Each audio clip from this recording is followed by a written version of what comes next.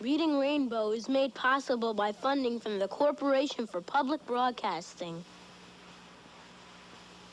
and by a grant from Kellogg's, who reminds you to take time each day for reading.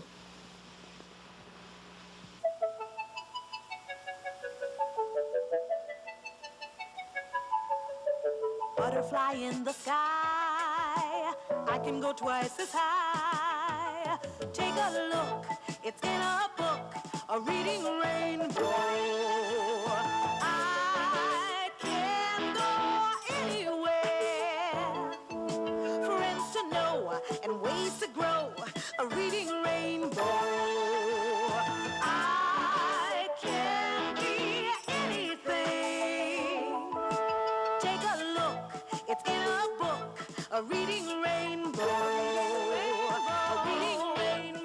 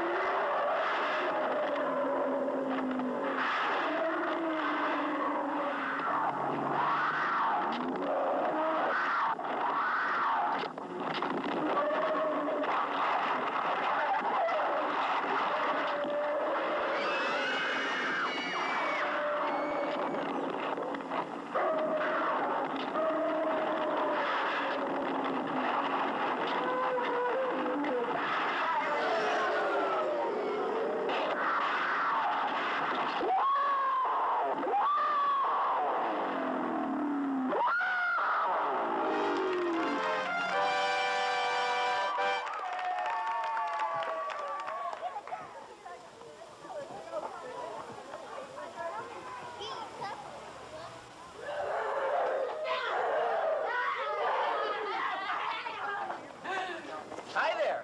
You know, there's nothing like a good dinosaur movie to get the imagination going. Ever since I can remember, I've been in love with dinosaurs. I used to dream of going back in time millions of years to get a close-up look at a real dinosaur. But you know, coming face to face with one of those big fellas would be no joke. Unless, of course, he had a good sense of humor. What does a dinosaur use to fix things?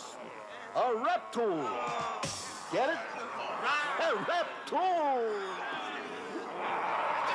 Okay, you look like a musical crowd. What kind of music do teenage dinosaurs like best? Rocks and roll. All right, cool it. I got this one will kill you. What did the dinosaur piano teacher tell his students? Be sure and practice your scales. Oh, I get 1,000,000 of them!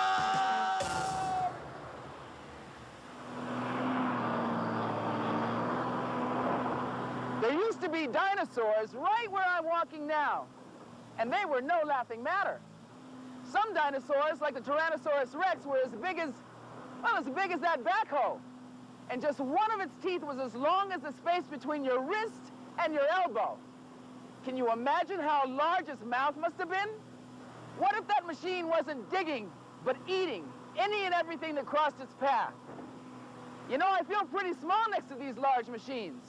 Kind of gives me an idea of what it would feel like to live in a world full of giant dinosaurs and ear-splitting sounds.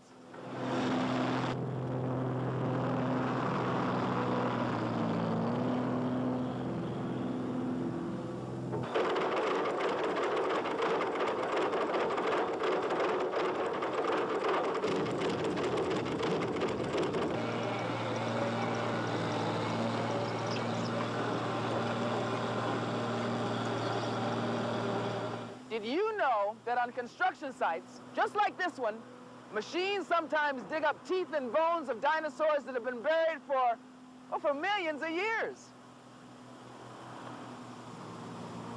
I've been reading a fascinating book all about digging up dinosaurs and putting them back together. In fact, that's what it's called.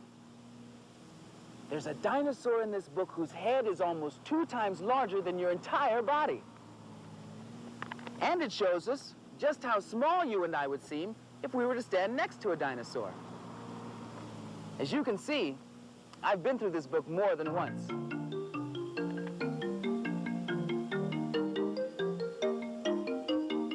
Digging Up Dinosaurs and Putting Them Together Again by Aliki. Have you ever seen dinosaur skeletons in a museum? I have. I visit them all the time. I went again yesterday. I saw a Apatosaurus. It weighed 90,000 pounds. Apatosaurus is its real name, but some people call it Brontosaurus. I saw Iguanodon. I recognize Iguanodon by its horned thumbs. I saw Triceratops. Tri means 3. 3 horns. Triceratops. I like to say their names. Tyrannosaurus used to scare me. Just its head is almost twice my size. Hello, up there. I'm not afraid of dinosaurs anymore. Sometimes I call them, "You bag of bones," under my breath. I used to wonder where they came from and how they got into the museum. But now I know. Dinosaurs lived millions of years ago. A few of them were as small as birds, but most were enormous. Some ate plants. Some ate the meat of other dinosaurs. And some may have eaten the eggs of other dinosaurs. Ew. Dinosaurs lived everywhere. They lived on every continent in the world. Then they died out. There hasn't been a dinosaur around for 65 million years.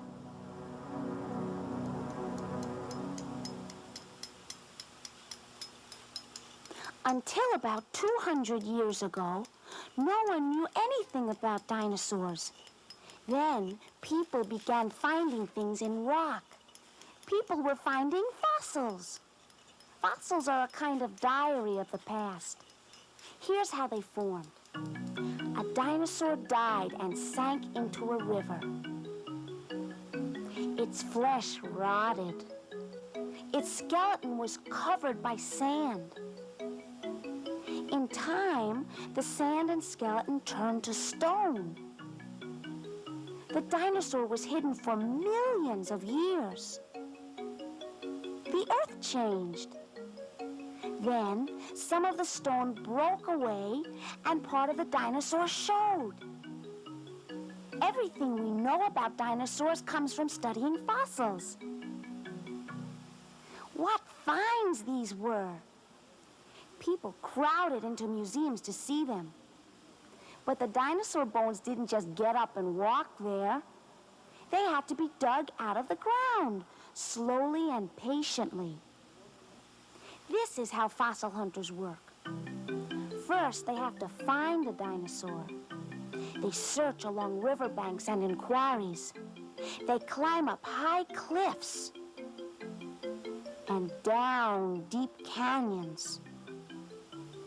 With luck, someone spots a fossil bone poking through the rock. The site is covered with a tent, and the work begins. Scientists chip at the rock close to the fossil. They brush away the grit. They have to be very careful. A fossil is hard as rock, but very brittle and easy to shatter. Sometimes the bones are found all scrambled up like this. Figuring out how they go together is some job. When the bones are ready to be moved, they are carefully wrapped in tissue paper and put into boxes or sacks. Large bones are covered with a plaster cast, just as a broken leg is. The cast protects the bone. At the museum, scientists study the bones. They try to figure out what size and shape the dinosaur was. They try to find out how the dinosaur stood and walked and what he ate. If there are enough bones, scientists are able to build a complete skeleton. Until recently, only a few museums had dinosaurs. Then, scientists learned to make copies of the skeletons. A mold is made for each bone. Each bone has a top and bottom mold. Now museums all over the world have dinosaur skeletons. And many people can spend hours looking at them, the way I do. See you at the museum sometime.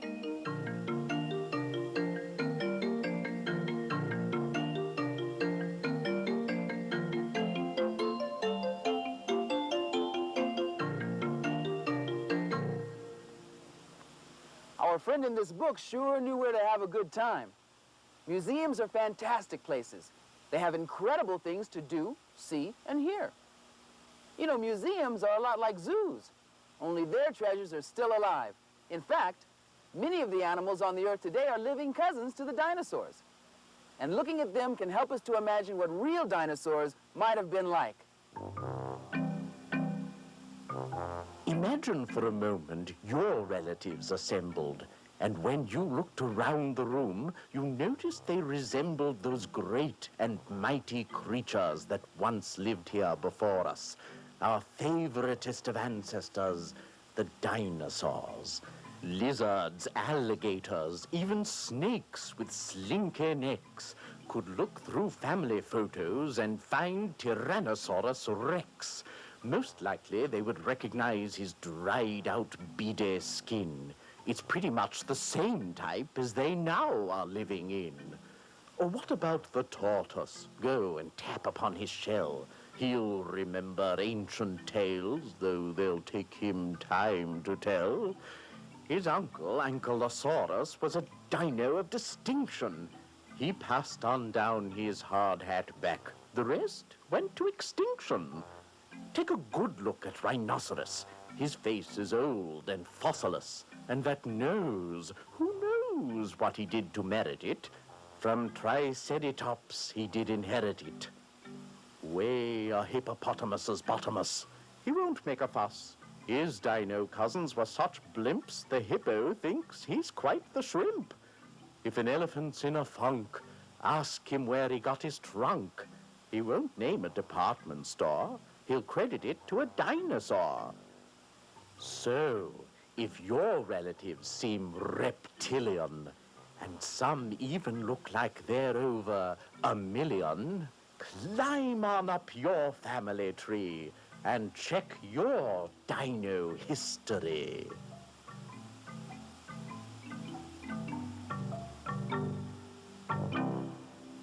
Well, we've read a book about dinosaur digs, seen some of their living relatives. Now it's time we go on a dig of our own. Got all the gear I need, my trusty guidebook. Now I'm ready to go out and dig up some fossils and carve out a name for myself. This is an old wreck of a Jeep, but he gets me where I want to go. I call him Jeeposaurus Wreck, and you're not gonna believe the sound this motor makes.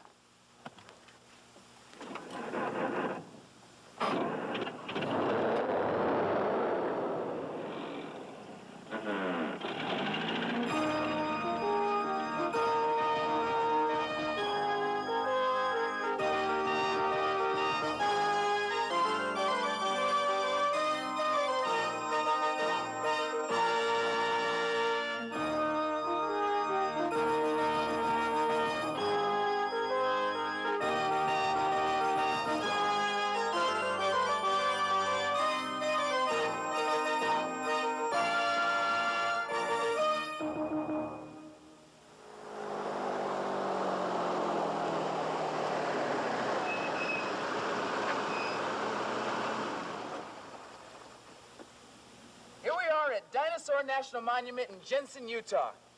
140 million years ago, dinosaurs roamed this valley and flourished here. Now all that's left are fossils. There are bones embedded in the rock. This is the only place in the world where you can see dinosaur bones exactly as nature preserved them. Come on, let's take a look.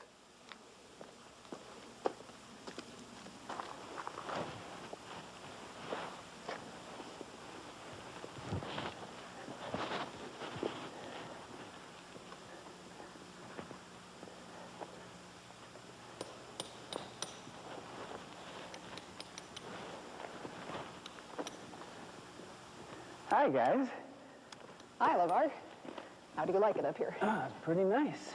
I'm Linda, one of the rangers, and this is Tobe, one of the paleontologists who actually uncovers the bones here. This is amazing. What is this, a wall of dinosaur bones, huh? Good description. This is one of the biggest dinosaur deposits in the world, in fact.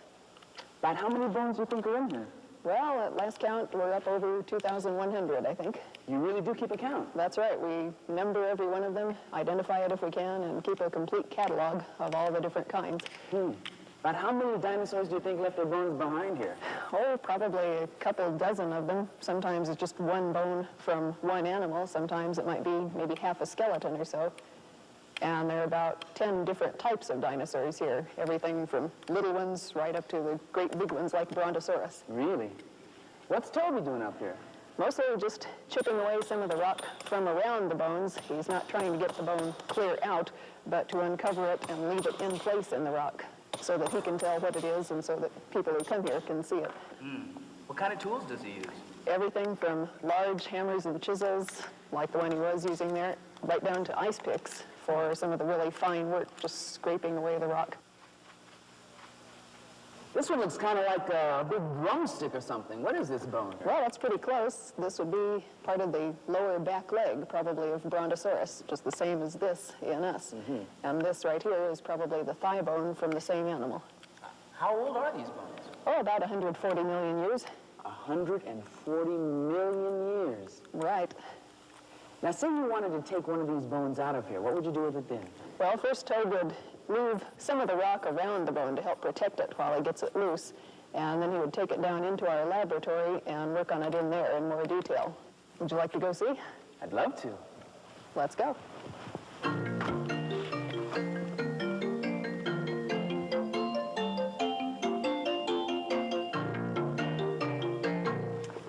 This is the lab where we work on the bones that have come out of the cliff, especially some of the ones that we want to use for special exhibits or displays, like this fellow here. Well, now, what's this weird-looking guy's name? That's Allosaurus. It's one of the rarer types of dinosaurs found here.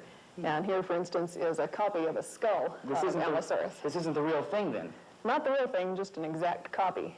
Whoa, look at these teeth. What would you guess it ate? Well, meat, probably. They're pretty sharp. That's right. They're sharp-pointed and sharp on the edges, too. Since Allosaurus couldn't cook its Brontosaurus steaks, why, it had to be able to rip right through that tough meat. Now, there are a lot of holes here. Which one was the eye? This one was for the eye. You can see on the model there how it was right under this big ridge of bone. Right. Was this like an eyebrow or something? Kind of like that, probably. Right. And then here we have an arm of an Allosaurus, even though it was rather short compared to its body. Big claws here probably helped it grab onto whatever it was going to eat, and it would just hang on to that and then rip into it with its teeth and tear it to pieces. Yeah, it doesn't sound very appetizing to me. Probably a messy eater. What else have you got to show us? Over here, Tobe is working on a skull of Allosaurus that came out of the rocks. Shall we take a look at that? Sure. Now, this is an Allosaurus skull that actually did come out of the wall, and you can see Tobe is just very carefully chipping away some of the rock from around the teeth. It's very detailed work. You know, dinosaurs aren't the only fossils that we find here. There are also fossils of crocodiles and turtles, like this one. Wow. You can see that it looks just about like a shell from a modern turtle living nowadays. And these numbers are all the different pieces of the shell, all the plates that fit together. And we also have a very small turtle here, probably a young one, and it's just this tiny little shell, and it's so well preserved that we can even see all of these tiny little leg and foot and toe bones here on the underside of it. Neat. But what I want to know is, how did all these dinosaur bones get here in the first place? Well, it's a very interesting story. We think there was a large river flowing here, and as dinosaurs lived and died all around the river, sometimes when it overflowed, maybe after rainstorms, It would pick up some of their bones and bodies, sometimes just a few scattered bones, maybe sometimes a whole big bloated body floating down the river. And they would get stranded here and there in the shallow places or where the river went around a curve and slowed down. And other dinosaurs might come along and pick apart some of the skeletons, picking the meat off them, scattering the bones around more. And then later floods would keep on, covering over the bones with more sand and mud until they were buried. So that's how all these dinosaur bones got here. That's really interesting. Tell me, Linda, why are you leaving all the bones in the wall? Well, this is really the only place in the world where you can see so many dinosaur bones right in the rock where they were found, right where the dinosaurs themselves used to live. So even though we have all of these bones, we still don't know exactly what dinosaurs look like, do we? That's right. You can only tell so much from the bones. You can see about how they fit together and how the muscles attached to them, maybe how they moved, but there are lots of details that we don't really know, like their skin. You know, what color was it? Were they blue or green, or maybe pink with purple polka dots? I guess no one ever took a picture of one. That's right. Boy, it boggles the mind. Well, thanks a lot for showing me Well, around. I'm glad you could come.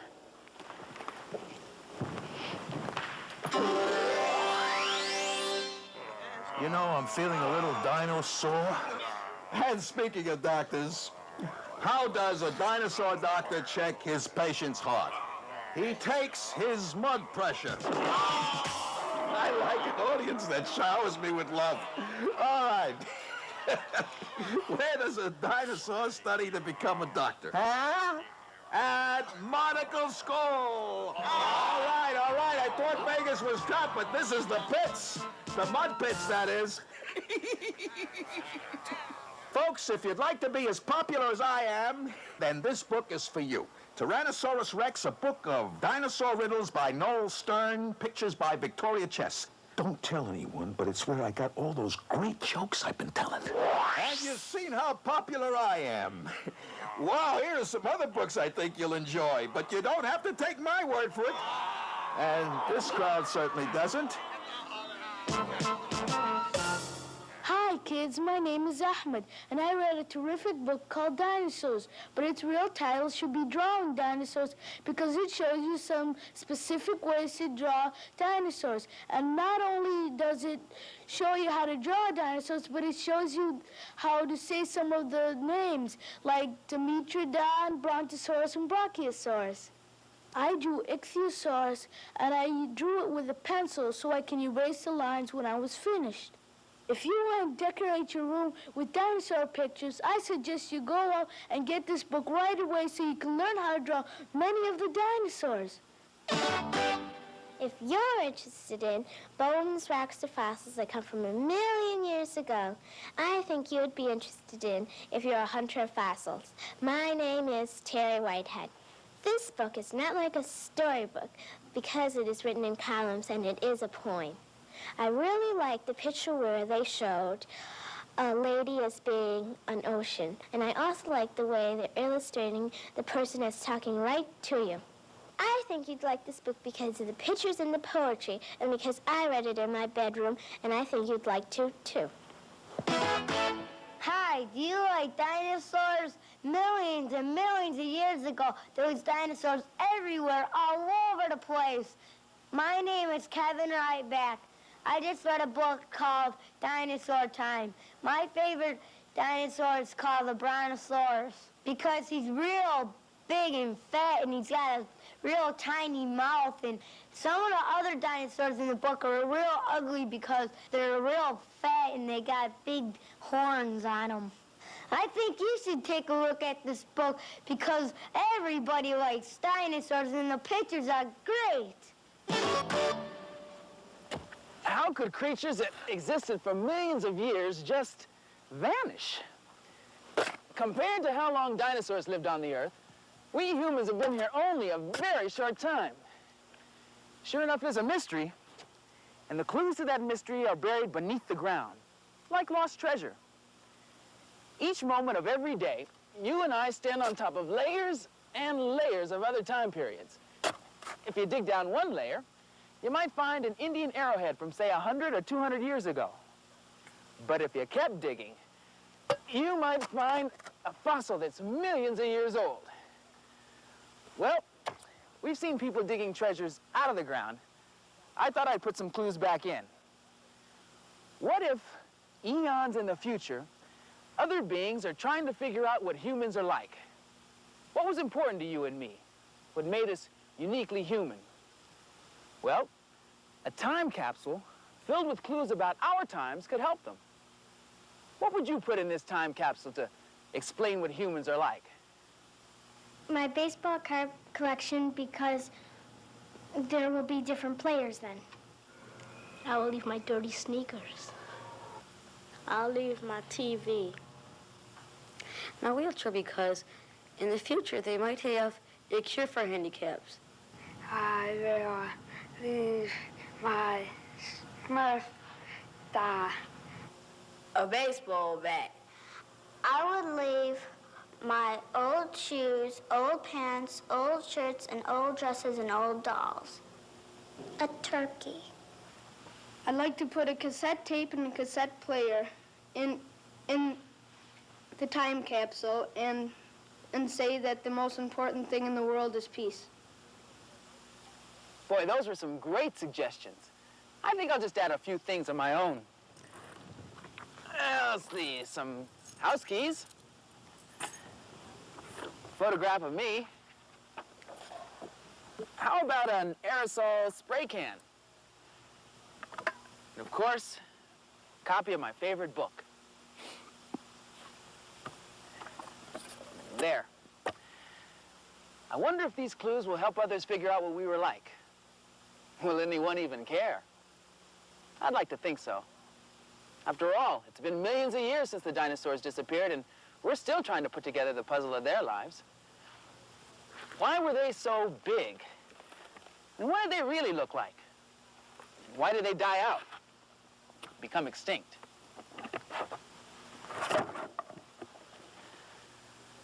When the dinosaurs ruled the Earth, how could they have known that millions of years in the future, we'd be dreaming about them? I'm sure they never dreamed of us. See you next time.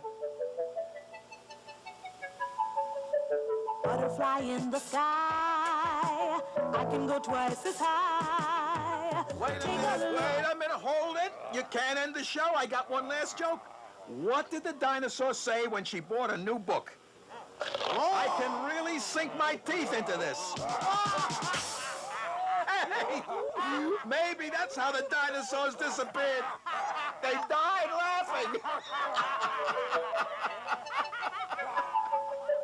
Butterfly in the sky, I can go twice as high. Take a look, it's in a book, a reading rainbow. I can go anywhere.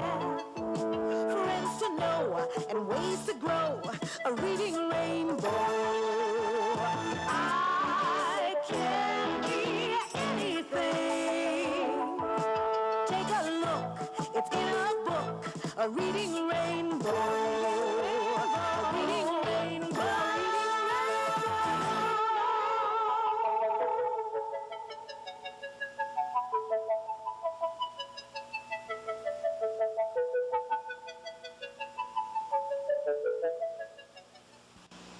Funding for Reading Rainbow is made possible by a grant from Kellogg's, who urges you to explore the joys of reading.